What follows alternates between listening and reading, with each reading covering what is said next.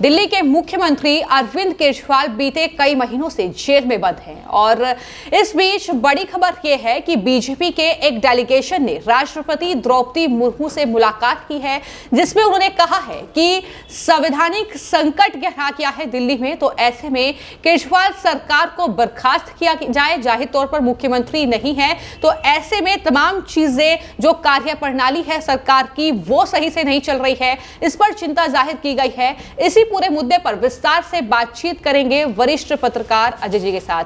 अजय जी, बहुत बहुत स्वागत है आपका।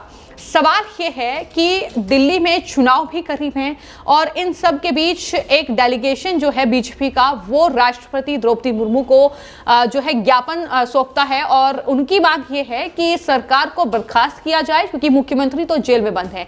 क्या कहेंगे आप और क्या लगता है आपको कि क्या एक्शन जो है आने वाले वक्त में इस पूरे मामले को लेकर देखने को मिल सकता है?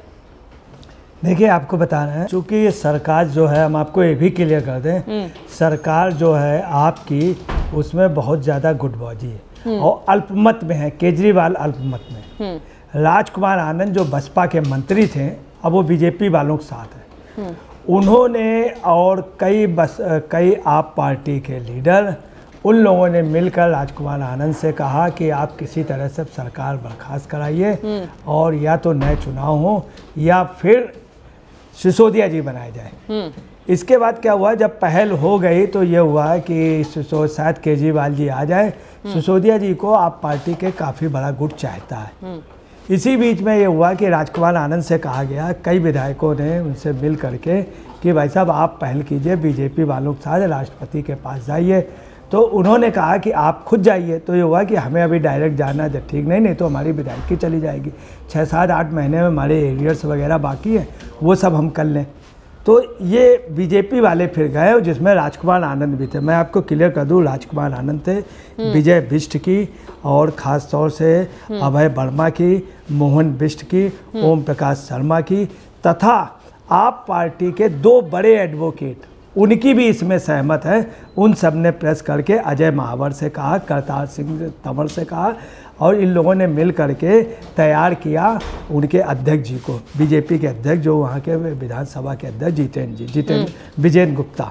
ये लोग राष्ट्रपति के पास कल मिले। राष्ट्रपति को इन्होंने ज्ञापन दिया है। जिस ज्ञापन में जो उल्लेख किया है आपको बता दें, उसमें उन्होंने सबसे पहले उल्लेख किया कॉन्स्टिट्यूशन ऑफ इंडिया के आर्टिकल 350 के तहत इनको बर्खास्त किया जाए।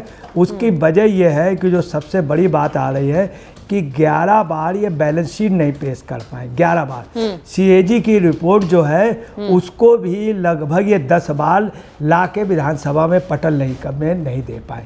इसके अलावा आपको बता रहे हैं 21-22 का और 22-23 की भी बैलेंस शीट जो है तैयार नहीं है। उस पर बहुत बड़ा घपला है। अब देखिए क्या है कि एक तो दिल्ली जल बोर्ड का घोटाला और बैलेंस शीट न पेश करने से क्या है कि तमाम चीज़ों की पारदर्शिता नहीं, तमाम चीज़ों को छिपा रहे, ढक रहे। अभी जब ये बैलेंस शीट शो करेंगे, हमेशा आपने देखा होगा जब बजट पेश किया जाता है तब घपले निकलते। तो ये तो इन्होंने, लेकिन यहाँ पर एक जो महत्वपूर्ण सवाल मैंने आपसे पूछा कि राष्ट्रपति को ज्ञापन सौंपा गया है, सरकार को बर्खास्त करने की मांग की गई है कि केजरीवाल सरकार को बर्खास्त किया जाए, तो इस ज्ञापन के बाद अब क्या एक्शन जो है वो राष्ट्रपति की ओर से देखने को मिल सकता है? देखिए, मैं आपको बता रहा हूँ, राष्ट्रपति को इसमें एक्शन लेना होगा। अगर राष्ट्रपति एक्शन नहीं लेंगे तो आपको बता रहे हैं कि जो ये विधायक हैं ये सुप्रीम कोर्ट जाएंगे। सुप्रीम कोर्ट में जब जाकर के बताएंगे कि ये पोजीशन है, इतने बार बैलेंस शीट नहीं की गई, इधर जल पंप का घोटाला है, लोगों की सैलरियाँ नहीं हो पा रही, तमाम बैठकें नहीं हुई हैं जिससे पारदर्शिता नहीं, दूसरी कई चीज़ें दबाई गई हैं। तो आपको बता रहे हैं सुप्रीम कोर्ट निश्चित तौर पे करेगा कि उसकी व्यवस्था के लिए उनको बर्खास्त किया जाएगा और ये कहेंगे कि विधानसभा में ऐसा कई जगह हुआ है कि सुप्रीम कोर्ट कहेगा विधानसभा में सदन बुला करके किसी को नेता चुनने। अब क्यों चुनने कि आपको बता रहे हैं पीएलए के तहत जो जमानत हुई है उसमें मेन एक्यूज नहीं, ये चूंकि मुख्य साजिश करता है और मुख्य अभियुक्त है, तो अब ये मुख्यमंत्री नहीं रह गए, अब ये मुख्य अभियुक्त हो गए। मुख्य अभियुक्त को कोर्ट नहीं छोड़ता है प्राइमा फेसिया और लोग छोड़ दिए जाते हैं। और लोग छूट भी गए हैं, तो आपको बता रहे इसलिए आपको नैतिक आधार पे या तो इनको इस्तीफा देना पड़ेगा, नहीं तो इतना बात हो जाएगा। उसमें जाने में मैं आपको बता रहा हूँ, आप पार्टी की अंदर अंदरूनी सहमत है। दूसरी आपको बात बता दें क्या है कि हकीकत ये है कि इसके पहले जो चुनाव हुए उसमें 2008 में, 2013, 2015, 2008 में ये बीके मल्होत्रा को लेकर के आए, 2013 में हर्षवर्धन को और 2015 में किरण बेदी को, मगर 2020 में किसी को नहीं लाए। इनके पास कोई नेता नहीं था बीजेपी, ब्रांड मोदी लाए। इस समय जो केजरीवाल है वो 0 पोजीशन में, वो अभियुक्त हो गए। और वो केजरीवाल जो किसी ज़माने पे 100 रुपए की कमीज चप्पल पहन के घूमता था, आज वो केजरीवाल के पैबंद इतने हो गए, इतने कपड़ों में जगह जगह दाग है कि आप समझ लीजिए इतने घोटाले का पूरे उसमें जिसमें इनके लिपटा हुआ, उस केजरीवाल की अपनी चमक खो चुके, उसका भी बीजेपी फ़ायदा उठाना चाहती। दूसरा, आप पार्टी भी सोचती है कि जल्दी से हम नेता बदल दें तो शायद इज्जत बचा ले जाए। यहाँ पर आपने जो है अरविंद केजरीवाल का जिक्र किया कि कैसे वो पहले जो है उनका पहनावा था, कैसे वो बयान देते थे, और इन्हीं बयान का जिक्र बीजेपी भी कर रही है। उनकी तरफ से विजेंद्र गुप्ता ने कहा है कि जो है अरविंद केजरीवाल ने जनादेश को धोखा दिया है। तो वहीं आम आदमी पार्टी ने पलटवार किया, वो कह रहे हैं कि चुनाव से पहले बीजेपी डर गई है, इसलिए वो राष्ट्रपति के पास गए हैं। हाँ, आप पार्टी कह रही है कि चुनाव से पहले ये डर गए हैं और एलजी को बर्खास्त करो। आपको ताजुब की बात बता दें कि राज्यपाल को बर्खास्त करने के लिए विधायक नहीं कह सकते, चीफ मिनिस्टर नहीं कह सकते, उनका कोई राइट नहीं। इवन राज्यपाल के साथ कभी भी राज्यपाल के दौरान पे उनके ड्यूटी के दौरान पर उनके कार्यकाल में उनके खिलाफ एफआईआर भी नहीं हो सकती, अरेस्टिंग नहीं। दूसरे, अगर एलजी के लिए इन्होंने कहा अरेस्ट करने का तो कोई मामला देंगे एलजी के खिलाफ हो, कोई भी इनके पास नहीं। दूसरा, हार स्वीकार का नहीं है, मेन चीज़ है नैतिकता की है, मेन चीज़ कोई प्रशासनिक निर्णय नहीं हो पा रहा, आवश्यक सेवाएं प्रभावित हो रही, नागरिक का जीवन जो है वो बहुत ज़्यादा प्रभावित हो रहा है। तीसरी आपको बताना है कि ये एक नियम के हिसाब से ये है कि सेक्शन 241 आई के हिसाब से और 243 वाई के हिसाब से ये एक बिल्कुल असंवैधानिक है। ऐसे उसमें सरकार बर्खास्त की जा सकती है, और अगर नहीं तो वो इस्तीफा दे।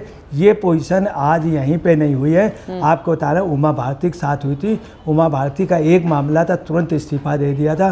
खुराना जी ने दिल्ली से तुरंत इस्तीफा दे दिया था। दिल्ली के चीफ मिनिस्टर, 3 चीफ मिनिस्टर इस्तीफा दे चुके हैं। और कर्नाटक में जरा सा मामला था कि जिसमें ये बंद भी नहीं हुए थे, ना इनके खिलाफ चार्जशीट थी, सिर्फ आरोप था। येदियुरप्पा के खिलाफ येदियुरप्पा को रिजाइन किया था, तमाम लोगों ने किया, लालू ने किया, लालू भी तब सज़ा उनकी प्रमाणित नहीं थी, सज़ा याफ्ता नहीं थे। इनके लिए चार्जशीटेड हो गए, मुख्य अभियुक्त हैं। दूसरी बात आपको बता रहे हैं कि इन धाराओं के तहत इनको हर हालत में हट जाना पड़ेगा, नहीं तो कोई भी कोर्ट स्टे कर देगा कि आप सदन पे बहुमत शामिल कीजिए या कोई नया नेता आप पार्टी से चुन लीजिए। जब ऐसा होगा तो आपको बताना यही स्थिति होगी जो चंपई सोरेन वाली हुई है। और निश्चित तौर पे ये बीजेपी भी इस अवसर का फ़ायदा उठाना चाह रही। आप वाले अपनी विधायकी बचाने के लिए चाह रहे हैं कि जितनी जल्दी केजरीवाल हटे, ये सरकार जाए तो शायद हमारा अस्तित्व बच जाए।